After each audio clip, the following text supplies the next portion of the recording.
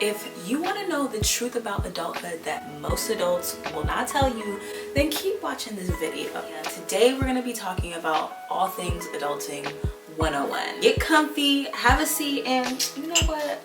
Let's have some tea, y'all. So for all of you guys who don't know me, my name's Aoife, aka Amethyst Faye, and I am a 27-year-old registered nurse based in LA. So I think I have a little bit of knowledge when it comes to being an adult because I've been an adult for some time now. And I just want to start off by saying there is no guide or template to becoming an adult or getting older. You just get old, right? Like nobody says, oh, brace yourself, this is what you're gonna go through. At least for me, nobody did that for me. So I want to do this for you. That's why I'm making this video for you. Let's just dive right in. Topic number 1, the freedom of choice. When you're young, right? Adults literally make every decision for you. They're making decisions such as like what school you're going to, what clothes you're wearing, maybe what toothpaste or what food you eat, right? You don't have the freedom to make your choice because adults know best. College is really the first time in somebody's life where they start making decisions for themselves. It can be as far as what school you decide you're going to, or what classes you want to take, or what major that you're going to major in. You know, why is freedom of choice so important? It's so important because you finally have a say of how you want things to go. It's not your parents, right? It's not your aunties or your uncles or your grandparents. It's you. So you gotta make the right choices. When I started college, I didn't really see it as I had a choice, you know, because I was heavily like in people-pleasing mode. Shotgun. Oh, no, totally. I'll get in the trunk. Oh my God, I'm so sorry. No, seriously, I'll get in the trunk. I always listened to my parents, you know, that was how I grew up. I just listened to them. I did what they told me to. So for me, getting into college, I didn't have that freedom, or at least I didn't think I had that freedom of making those choices, such as what school I wanted to go to. It wasn't until I had this life insurance experience that I realized that I needed to start making decisions for myself, by myself, and I had to be confident in what I was doing. This life insurance story, you know, I'm sure you guys all know about life insurance, right? You get an insurance when you're gonna die. So it's like your family's covered, your funeral, all that yada yada yada. But what you probably don't know is there is an investment property, and this is not what this video is about, but I'm just share this story because that's when I first started making the decision for myself, okay? I had been approached by the same company for life insurance. This is going on the 3rd time. First time, I was like, oh no, my parents said no, so it's probably not a good idea. Second time, I was like, I know it sounds good, but my parents are still saying no. 3rd time, I was like, okay, look, God is obviously trying to tell me something. If this is the 3rd time this is coming around full circle, and I know that truly in me that this seems like a great opportunity to make an investment. So I went to my parents, you know, I talked to them and I was like, hey, like, I want to do this life insurance thing, you know, and they gave me their opinion. They're like, I don't know about it, don't do it. That was the opinion. But you know, within me, I had that confidence to say, you know what, I'm gonna do it. And guess what? It's best financial decisions that I could have made, because now I have like my financial advisor who looks at my whole portfolio. He's like, that was a great decision. Most people your age don't do that. You know, I've had so many other people who have, you know, some financial experience who are well versed in that, who look at my portfolio and they're like, oh wow, like you're doing this, you know? And I'm like, yeah, I did that. I made that decision for myself, and thank God I did, and listened to myself and had enough courage to trust in myself to make that decision, because it's important. You know, this is your life. You gotta look at the decisions that you make, because that's where you're gonna see yourself and your future. It's not gonna be your parents in the back like, oh, well, I told you not to make that decision. I told you not to. Yeah, they could be doing all that, but guess what? At the end of the day, who are you answering to? Yourself. Keep in mind too, I had no problem listening to my parents up until, you know, adulthood. Even now I still take their advice because they are successful people. You know, they retired at 60 years of age. They're living their dream. They're enjoying life. So I look up to them, honestly. And I really value their opinion because I see them as successful people. I know a lot of people who are well into their mid-20s who still have their parents make decisions for them. There's no shade to them. Like, I totally understand because I was in that headspace for so long. But honestly, it took me a couple of years to really realize that I wasn't making decisions with confidence for myself without seeking counsel from my parents. You know, everything I was like, oh, let me run it by them. Oh, do they want to, oh, will they say yes? Will they authorize this? But it's like, girl, like at the end of the day, it's on you, right?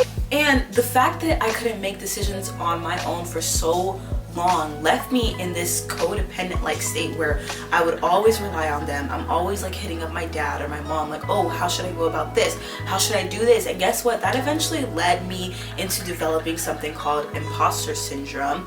And that's where you feel like an imposter.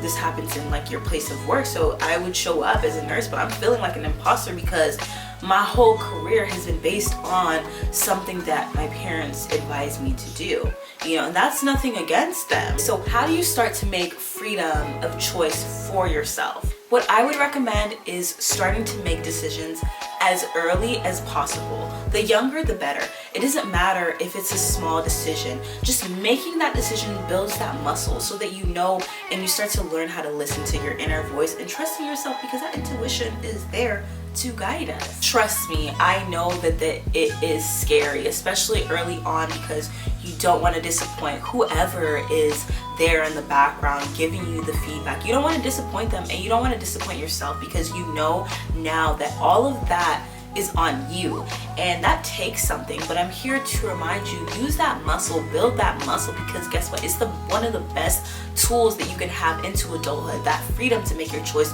with courage, with love, with confidence. Also, don't forget to hit that like button if you've liked what I've shared so far, and subscribe if you haven't already. Anyways, back to the topics. So topic number 2, the journey of self-discovery and self-love. I love this one. There is no transition between adulthood and childhood, right? Nobody's like, brace yourself, you're about to go on this journey, okay, Tommy, you gotta be ready. No, it's like you freaking hit 18 or 19, you're already in college, you're like, oh shit, like this is, I have the freedom to say if I want to go to class or not. Like, nobody's looking after me, nobody's saying like, oh, your son and your daughter was ditching. No, they're not doing that. They don't care. All they care about is your money. When we talk about the journey of self-discovery and self-love, I know some kids who I went to school with who had that early on, and I shout out to them, shout out to their parents, shout out to the way that they're raised. That brings so much confidence when it comes into adulthood and just who you are as a person. But unfortunately, not everybody goes through that. You know I didn't have that experience because I came from an immigrant family. You know, that was not the basis of what was being taught at home. It's like, you need to survive, you need to learn how to fend for yourself, you need to learn how to build yourself up. It was more practical skills in the world, which I'm so very grateful for, you know. But that just goes to show you, like, not everybody has developed that self-love or self-discovery from an early age. So if you see people who are confident in who they are around you, not following the crowd, that's, you know, shout out to them, befriend them. Sometimes there's a lot of tools that you can learn from people like that. I know I personally have, and I love it. I love people who are just confident in themselves. That confidence in yourself from an early age is so important early on, because it leads to how you think about yourself and what kind of thoughts that you have. Let me just give you guys a little backstory.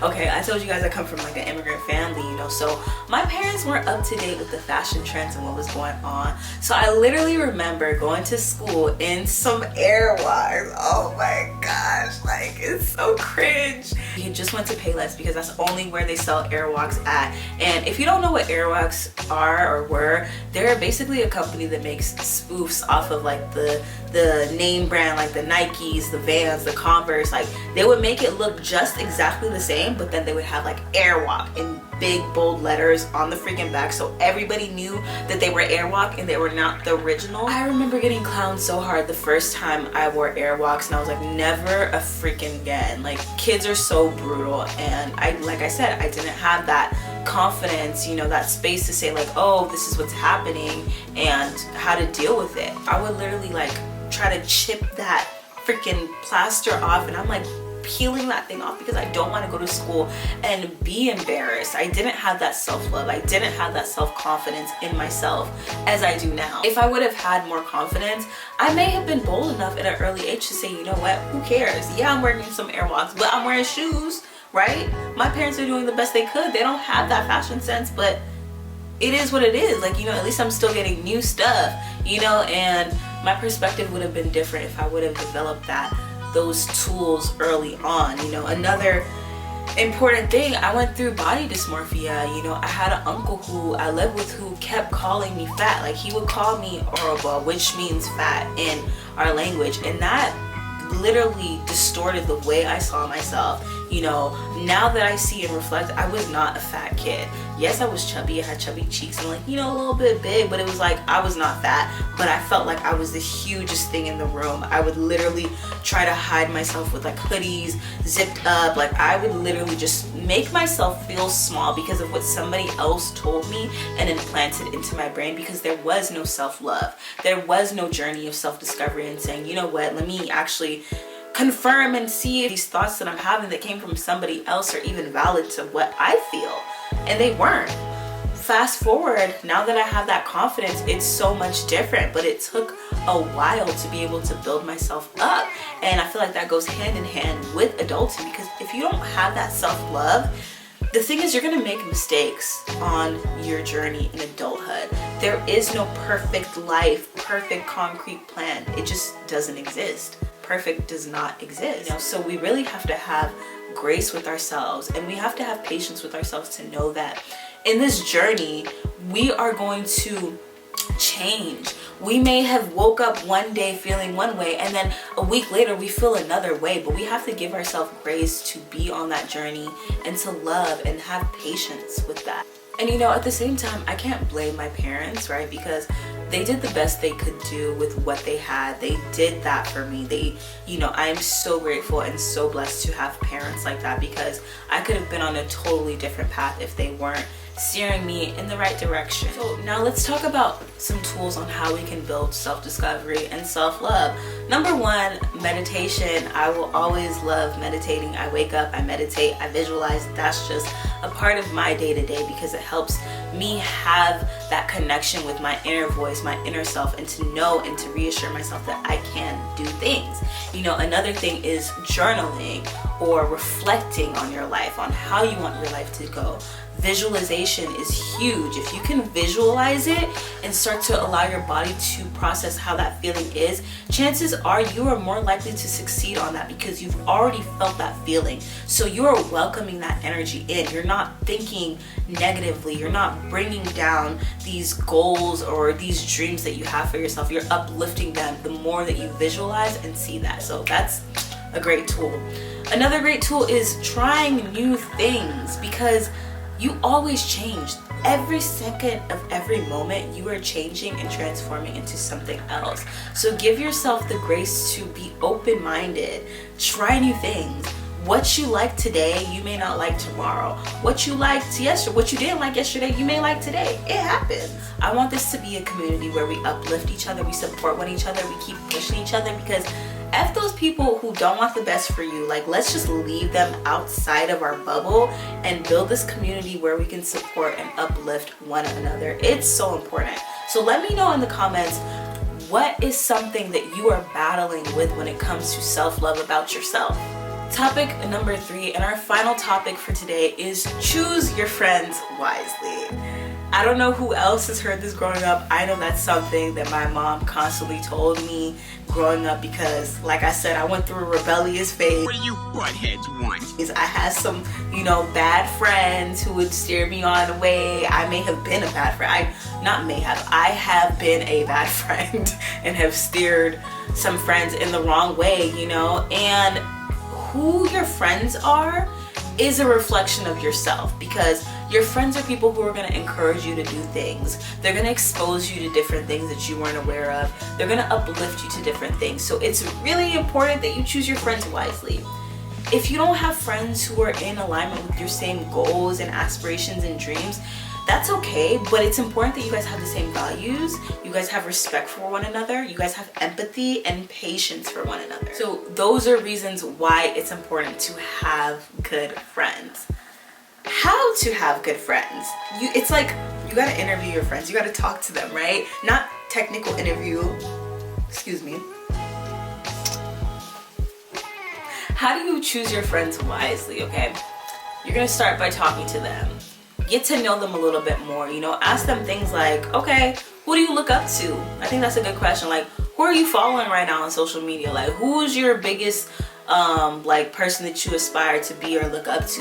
If they're saying somebody like Krishan Rock or Blueface, run. Like, you need to run, because chances are that's the vibe that you're gonna get. And if that's the vibe that you want, hey, no shade to that, but we talking about like successful people who are not making a fool of themselves online. So that's what we focusing on right now. But if you do want to, then that's cool. No shame at all. Do you, boo? So when you're picking your friends, it's important that you really talk to them and you hear what they say, but it's even more important to listen and watch for their actions, because actions speak louder than words. I can't tell you how many times I have had friends who say they want to be my friend. They constantly say that, but they constantly tear me down. They belittle me. You know, they don't support me. And it's like, is that really the kind of friend that you are, or is that your definition of a friend? For me, it's not. Things I value in friendship is things like patience, you know, having empathy, that relatability, you know, is really important to me. The trust, I need to be able to trust you. And listen, I'm not talking about like acquaintances. I have a lot of acquaintances that we're all good, but friends, truly, I literally have like 5 friends and I can count them on my fingers, and I'm grateful for that friend group, because that's people in my circle that I know we support each other.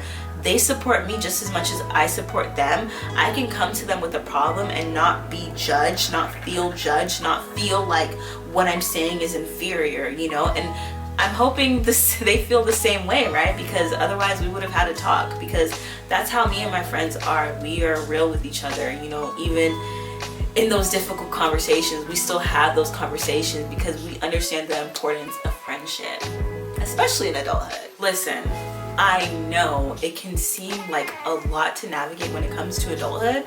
I've been there. I know what I'm talking about. I'm still going through it, right? But just remember, it's important that you choose wisely, because it's your choice.